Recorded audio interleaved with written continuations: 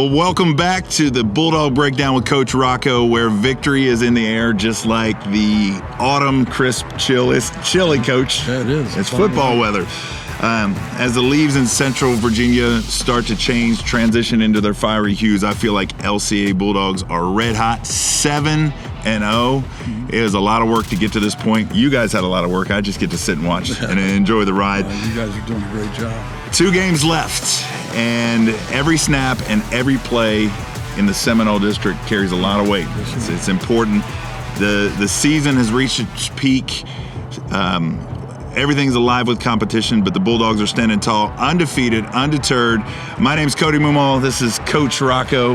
It's been a fun season. Wow, I can't believe we're at episode 7. Yeah, I can remember sitting here first week, looking back the other way, right. And just being so thankful for the new stadium and so forth. And now we're right at the end of it. So.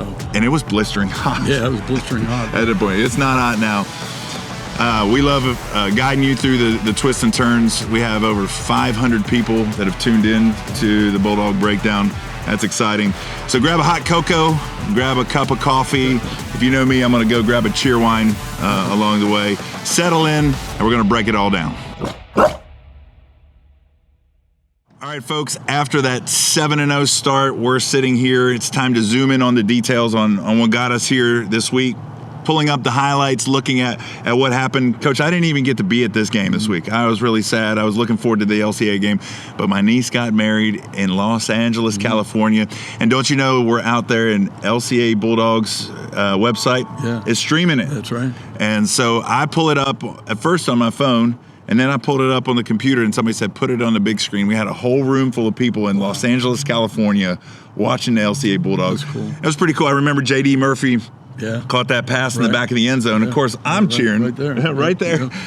I'm cheering, but I got a whole room of people that have never been here cheering for him, so it was exciting. We're going to look at the key plays, including that one, breakdown strategies. Let's not waste any time. Film room coming right up. Let's get into the action with EC Glass. Talk to me a little bit about what we see. It was pretty close at half. EC Glass goes down with less than a minute left, scores, brings it. They miss extra point, but bring it within one score, 21-13, just before halftime. Walk us through the team's mindsets and adjustments during the halftime, because it was a very contested game at that point, with a feeling they may actually go down and tie at a certain point. Tell me what goes on at halftime. Well, we usually use halftime first 2 minutes as a means of I get in front of the team and just kind of quick reflections on what we experienced, good things we're doing, bad things we're doing, and then we'll break off into our offense and defensive coaches and give the kids free time to hydrate and get taped or whatever. And the coaches will get together and start, looking at things that worked, things that didn't, make some adjustments on what is working or what isn't working, and then ultimately bring the team back together at the end and kind of X and O with them on the board as to some of the corrections and changes we want to do. It's been a pretty seamless system that we've had over the years, and we've been very blessed to be able to make significant changes that impact the second half play. I think in this game we gave up 2 touchdowns in the first half, which we haven't given up a point in 3 games. So that was a little bit out of our comfort zone, and we had some corrections to be made that influence their scoring or lack thereof. So we made some adjustments there, and then offensively we had to maintain the clock, keep the clock running, and then take advantage of some of the things that they were doing against us, which we were able to do as well. So, luckily the adjustments at halftime were very significant in this game. Yeah, from everything I watched, it looked like, especially in the third quarter, came out and really kind of put it away, pulled away, 14 points unanswered in the third quarter. EC Glass is a close neighbor. They're a powerhouse that has always been good. How does the team mentally prepare for this game, knowing, this is a big deal in a conference, and They did get us last year. We talked about that a little bit. And like you said, we don't do revenge. And not that it's revenge, but there is a sense of we can't let this one slip. How did you mentally prepare? How did you see your boys mentally preparing for this? You know, funny, I've never shared this even with the team, but, you know, Dr. Falwell, way back when, he always used to dream of, and he would talk about it at the college level, playing Notre Dame and beating them, and at the high school level, playing EC Glass and beating them. So, you know, that is something that's always stuck with me. And, you know, when we can play the local competition and play teams like Glass, the large public school in the city, you know, it's a great satisfaction to be able to pull that off as to what would have been a Dr. Falwell dream. But Jamar Lovelace, the coach there at Glass, is a quality man, runs a class program. And, you know, I wish them the best, and I know that they will continue to be very successful. They're very talented and very well coached. And I know in Class 4, you know, they will do very well in their own playoffs. But, yeah, it was a huge win for us. I mean, they have 1,600 kids in their school. You know, we have 650. And so, you know, it was a monumental win for us, and hopefully one that will continue to catapult us forward. Yeah, definitely. I've always I played for LCA, Right. and I remember that was kind of the thing. How cool would it be to one day play Glass? Right. And a few years ago, after LCA got into the league, Right. I remember I was in Atlanta and watching it, and I had known, because I wasn't living here. I remember turning it on, saying, I can watch an LCA game, and LCA was playing EC Glass, and that blew my mind. That was amazing. I'm just curious for you, looking back and thinking back on the game, just kind of reflecting upon it, were there any standout plays, any moments that just really stood out as exceptional? There's several, of course, and then players, maybe some players that kind of stood shoulders up and made a difference and, you know, turned the tide a little bit. Yeah, I mean, I think the backbreaker for them was when we scored on a 3rd and 16. We were kind of getting into our territory, not quite the red zone, but we had to make a decision what we were going to do on a 3rd and 16, throw the ball, try to get it down into the red zone, and maybe even try a long field goal if we can just cut the, you know, get 8 yards or 10 yards and get a little bit closer. And one play that I always carry on my play sheet in a 3rd and long situation that really doesn't go along with the situation, but every so often you can slip it in there and it works, is just a quick trap. You know, when the defensive line is thinking they got to really get upfield and pressure the quarterback, the secondary is thinking they're dropping into pass coverage. If you can slip a trap in there, you can get the D-line getting upfield, and you can trap the defensive tackle, and you can get our other linemen downfield on linebackers and whatever. So on 3rd and 16, I said, what the heck, let's try the trap, and, you know, gave it to Gid, and Gid popped it and ended up going 42 yards or whatever for a touchdown. And that was, I think, our final score that made it 35 and really kind of put it out of reach for them. So I think that was a pivotal play that just broke their back. And then, you know, key player, Jeb Moon was I think he was 8 of 11 or 9 of 12 or something, 128 yards, 2 touchdowns. He ran the opening kickoff back, which got us on the board right away. You know, each week he just becomes better and better, more in control, making good decisions, taking care of the ball, and you know. So I mean, I walking across the handshaking line, I was next to him, and I just said, man, I'm glad you're my quarterback, you know. And, you know, a lot of times people look at him and say, he's your quarterback? Yeah, he's our quarterback. And you know, we're going to win just as we've done with him as our quarterback. And he does a lot of things that, you know, others can't do.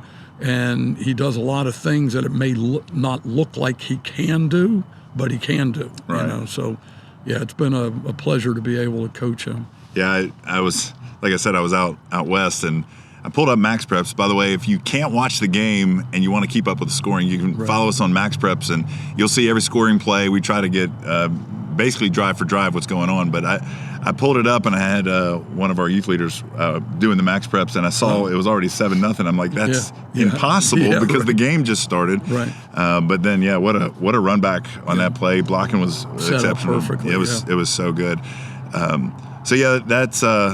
That's an exciting thing to watch how he's progressed. And I told you last time, I think his quarterback rating was in the 120s. Yeah. I had to decide. There was one moment right before half where he had to spike the ball. Right. And I had to decide how to score that because that affects his QBR. But I think after that game, he's at about 133. Yeah. It's just a great year that I don't want to say he's quietly having, because he's putting the ball in the end zone both by his feet and through the air. So great passes. We talked about that one to Murph that he caught right in the back. That was a beautiful pickup that he had gotten open, and that was great. All right, that's our film room. We got more to do. Got some questions in for you here in a minute. Film room done. 7-0, beat the Hilltoppers. That's awesome. All right, Bulldog fans, we're moving to one of our favorite segments, the Sideline Spotlight. This week, we're going to shine the light on two players, bringing them in here, who, let's be honest, as linemen, don't always grab the spotlight, but we're going to put the spotlight on you because the line is fundamental to the success of the Bulldogs, because behind every great rushing attack, there is a formidable offensive line ready to do business, ready to play some smash mouth football. Today, we're honored to have two of our linemen with us who exemplify strength, skill. I know you don't like being bragged on a little bit, but Coach, I think it's worth bragging on these guys, right? These guys are a real deal. We got freshman Brady Collins with us, who stepped into the crucial position of center going up against EC Glass. We got senior Tyler Murray, the anchor, veteran presence of our O-line. Both have played pivotal roles, leading us to an average of 282 yards per game rushing right now. Average in the country, I just looked, the average rushing attack in the country is about 130 yards per game. Wow. So that's pretty good. We want to dive in, get to know about their experiences, challenges, what it's like being on the O-line. Brady, Tyler, welcome to the Bulldog Breakdown with Coach Rocco. Glad to have you guys in here. Appreciate it. Yep. Thank you. Hey, Brady, stepped in at the center position as a freshman. It's no small feat. It's no matter when you jump in at any position as a freshman, but you're literally the first guy with the ball, putting it in action. That's tough. Tell me a little bit how it felt to go into such an important position going up against the Hilltoppers of EC Glass. I was a little nervous about a day before. Coach Rocco pulls me out of my first and second, and we meet down to Jason Brown to learn the playbook real quick. The day before? Yeah. Brady. Well, they were going to move him to center and put my buddy Jackson Manning in. Wow. So you get in there, you got a whole night, right? How did you sleep? I slept good. I mean, it's nice. I went to bed about 8:15. Nice. Yeah. Didn't stay up late playing Madden trying to figure stuff out, right? Nah. Went to sleep. What's your thoughts game day, getting ready to come in? Were you nervous, or was it just I was preparing for a game as usual? So a little nervous, but then Tyler texted my dad in the morning. It's like, come on, let's go dominate.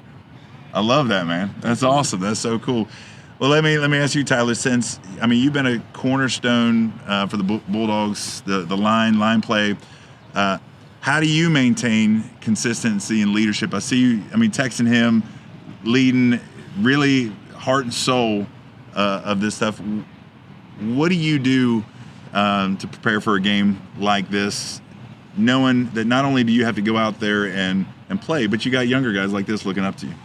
Yeah, I think I really just, my last season, senior year, my mom always tells me, you want to leave an impact on those, because when you were there, people left an impact on you. So, I've had that feeling of my first varsity start was Heritage in the region championship as a freshman. So this game, it's pretty equal in size. EC Glass, they got us last year, but this game, I wanted to make sure he knew that we had his back. Early in the year, we played Salem.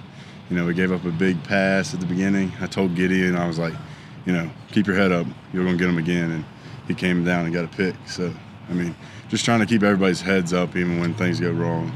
It's kind of a big goal for me this season. That's all. Man, that's great.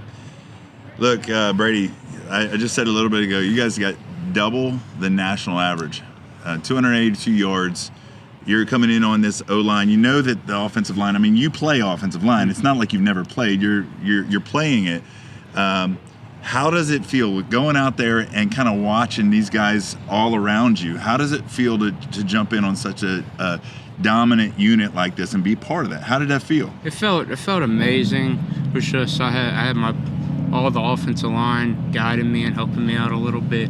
I had our actual center, Ryan Sisney, on the sideline helping me out when I got off the field. It's just good.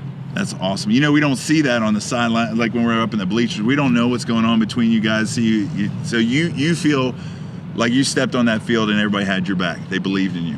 Yes, sir, I did. How important is that to you to know that a guy like this believes that you can do it? It's very important. Helped me with some confidence.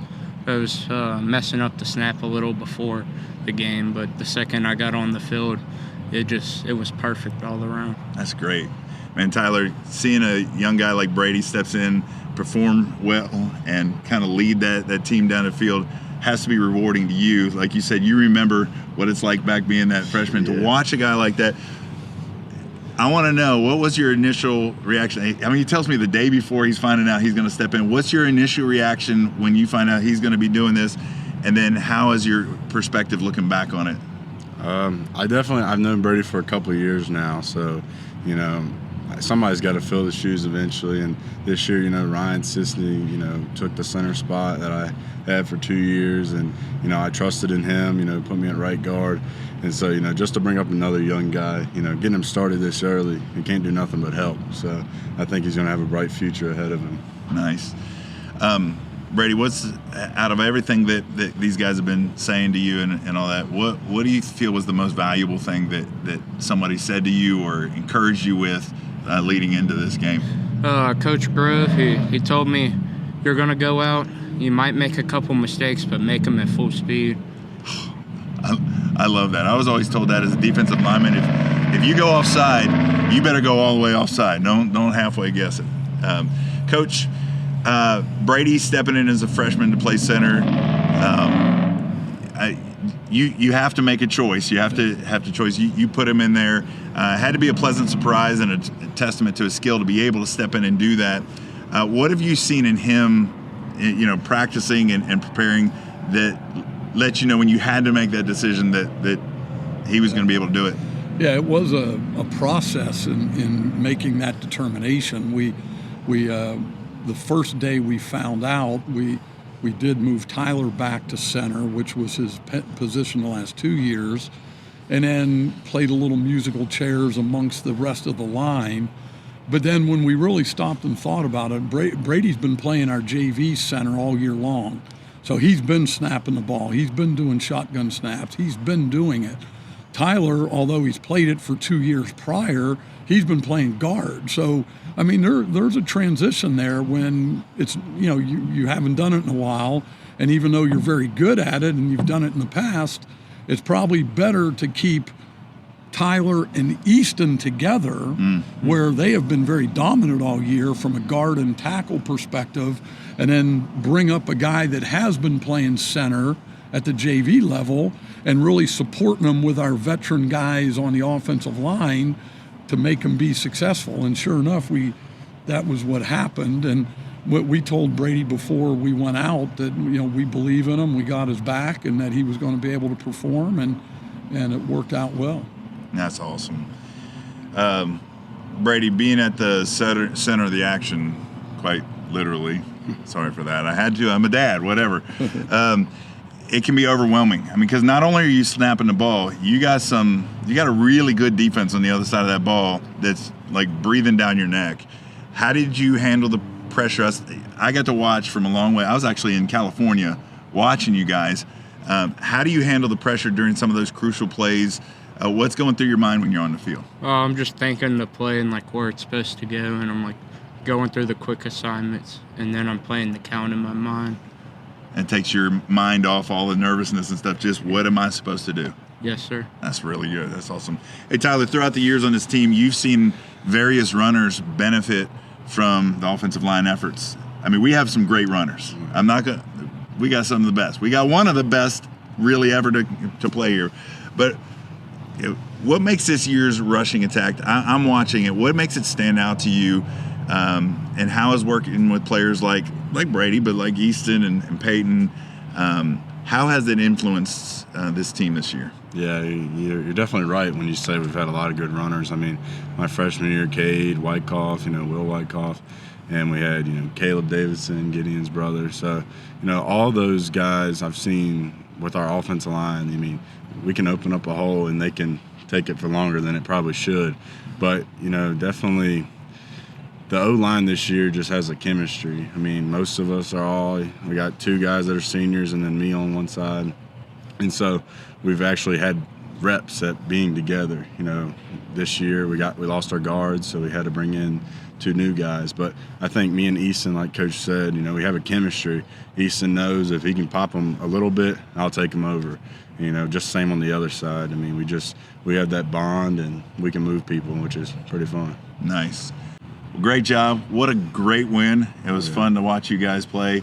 Brady, good job, man. That's one of many to come on the way. We're proud of you. And Tyler, it's been fun watching you. Cannot wait to see the next few games as we head towards postseason. It's coming up soon, but we got a big one, showdown across town this week. You ready for the Bees? Always. All right. Brady and Tyler, everybody. And we're back with, again, Ask Coach Rocco. We want you to ask him anything within reason. We got some good ones today. This one's from Lisa. It says, Coach, if you weren't coaching football, what other sport or profession would you see yourself in? Great question. Coaching-wise, I have coached track before, actually. Okay. But I've played basketball and was a player, decent player, but I don't think I could coach that. But football's my giftedness in terms of coaching. I think as another profession, I kind of enjoy what you're doing, is the kind of the behind the mic and being a color guy maybe on a football game someday, whether it's radio or, whatever. I mean, we can all dream. Right. But I feel maybe the knowledge of what football wise, and then being able to convey that to the listeners, I think I could do that pretty well. Yeah, I think so too. And that's the feedback I've gotten. Everybody, it's been really cool to see their response to actually being able to hear from you, because we don't get that chance a whole lot. Yeah. Second one's from a guy named Ben. It says, how do you and the team celebrate after a big win, especially one against Easy Glass? Yeah, I hope that Ben is somebody I know as a former player, because, it's funny. It started several years ago where we were very fortunate, like we are now, to just win and go undefeated and win, it was winning. And we would win a game, and it was like, okay, put your pads away and let's go home and we'll see you on Monday. Right. And it was like, wait a minute, we just won. This is celebratory. There's got to be something. So we started a tradition that's called 10 Seconds of Joy, and it was like forced joy. And whether you want to be joyful or not, we're going to have joy for 10 seconds. So I'll stand there with a stopwatch, I'll blow the whistle, and we just celebrate for 10 seconds. Whether we're praising Jesus, whether we're making noise on the lockers, we pray for 10 seconds. We all just let ourselves go, and I blow the whistle again at the end of 10 seconds, and everybody high fives and whatever. So that's after every win. And then in the last several years, we stole a tradition from the UVA, the Cavaliers, where we do what we call Break the Rock, and we have a rock painted up in the school colors of the opponent. And then we'll give who the player of the game was, we'll give him the sledgehammer, and he gets a chance to break the rock. And where this started was back when we were, going into the VHSL, and we were under construction was our theme for that year. So it wasn't like, hey, we're crushing the other team or anything. It was more like that was another building block in what we were trying to construct, you know. And I think sometimes it's kind of been misconstrued, like we're trying to show off or we're going to break the team that just beat us. But no, it's more of it's another block in the building process. So those are our two celebratory traditions. That's awesome. Yeah. Another question come in with winter coming up. Are you a hot chocolate or a coffee guy? Wow, good question. I mean, I drink coffee maybe once or twice a week. I'm not like a addicted coffee guy, but on a nice cold evening, you know, up around the fireplace with a cup of chocolate with all my grandkids, you know, nestled around, and my wife and everybody, that I enjoy that a lot. That's cool. Yeah. This last question I like a lot. I want to know this too because I've only been with you guys for 2 years now. Yeah. Which away stadium in the Seminole District is your favorite to play at? I mean, obviously we love our place, but what's your favorite stadium? Yeah, these are great questions. People are really thinking them out. Right. You know, that's great. We played JF over there a couple years in what was a key game, and we were probably the underdog in it. And we ended up having a really good game and beat them. And, you know, JF has a really good fan section, and they, you know, create a lot of energy and enthusiasm. So I would say that. But, Brookville has a great student section and fan section as well, and they've got a lot of intensity to their environment. So I would probably say those two, JF and Brookville. Yeah, that's good. I've always liked Brookville. I love the way they support their team. Yeah. Win or lose, they're always out there supporting them. Right. Stadium-wise, I've always liked City Stadium. I think it's a pretty place. It is. But yeah.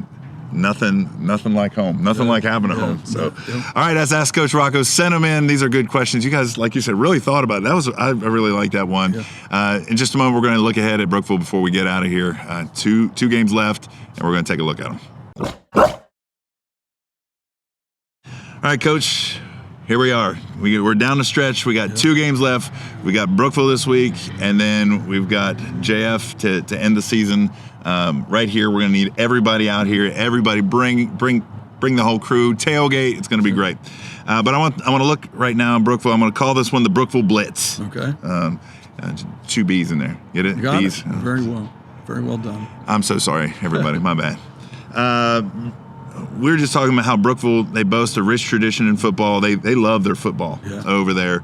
How does their history and the way they love football and now this crosstown thing, how does this shape your team's mindset and approach leading into a game with everything has consequences on it, you know, and so Brookville's going to definitely bring everything to beat us. We've played Brookville in some very pivotal games in the past, and so this won't be anything different.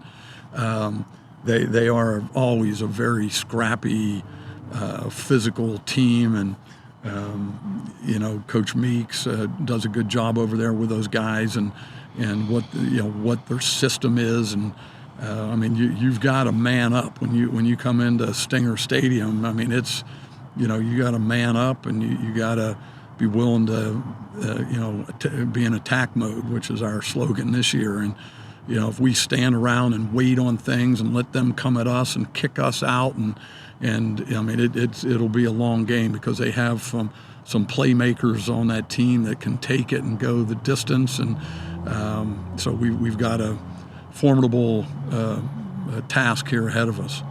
Speaking of that, on their roster, are there any standout performers, any guys that really stick out to you as we got to watch this guy or these guys? Yeah, their tailback, number 1, Whitlaw, he was a transfer from Amherst 2 years ago, is an outstanding hard runner, but little guy, like quick, and I call him a whirling dervish, because he's always spinning and driving and pushing forward, and he's not a guy you can just bring down by yourself.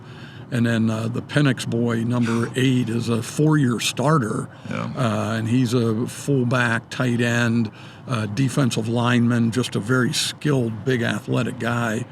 And then they have they always have big linemen, that big, move people, double teams, and get people out of there. So, that's their offensive side is very talented.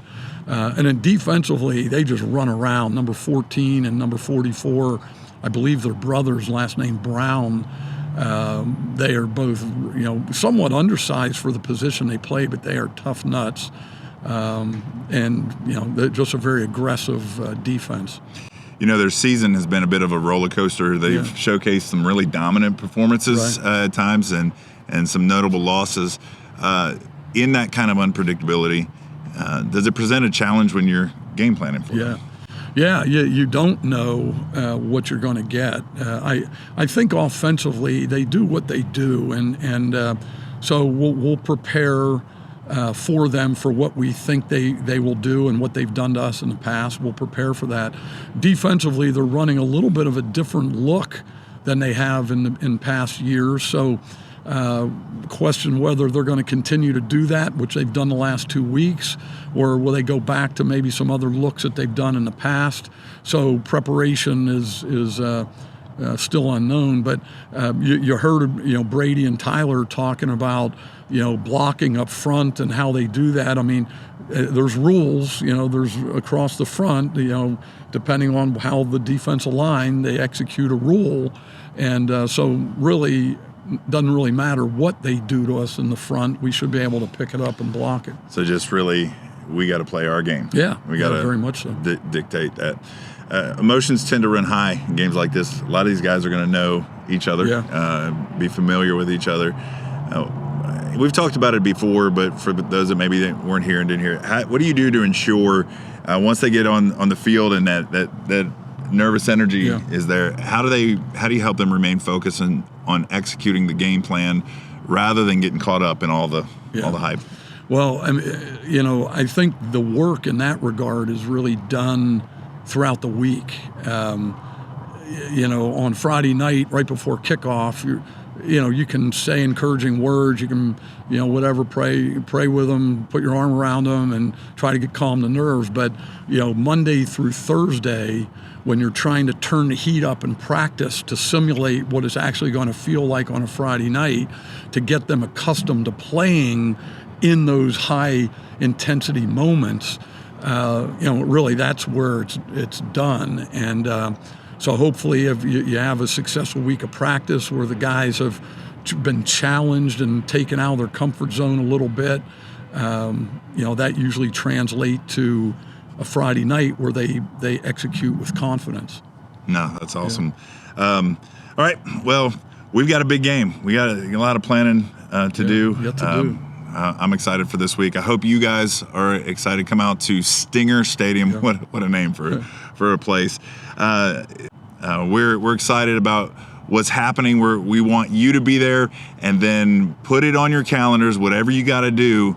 2 Fridays from now, Jefferson Force is going to be right there on that field, and we want you up in those stands because we need you loud and going absolutely crazy. Every game, every play, every moment counts as we continue toward the season. We need you this Friday at Brookville, though. Let's not look beyond. No, we don't look past that.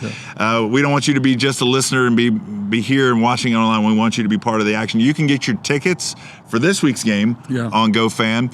I'm telling you, it's the easy way to do it rather than standing in line at the stadium. Get it on GoFan. We're going to put the link in the caption area for you to do that, and then you can just buy it online and then walk right into the stadium. I want you to stay connected with us on all of our socials for updates. Like I said earlier, follow us on Max Preps. If you cannot make it to the game, we'll keep you updated with the scoring. And then follow us right here on our YouTube channel so you can get all the behind the scenes content and more. Coach, this has been a good one. Thank you, man. It's a lot of fun. What a great idea. Thank you for letting me be a part of it. Hopefully we've got several more episodes to go. It's going to be great. Until next week, keep up that Bulldog spirit, alive and roaring. Go Dogs.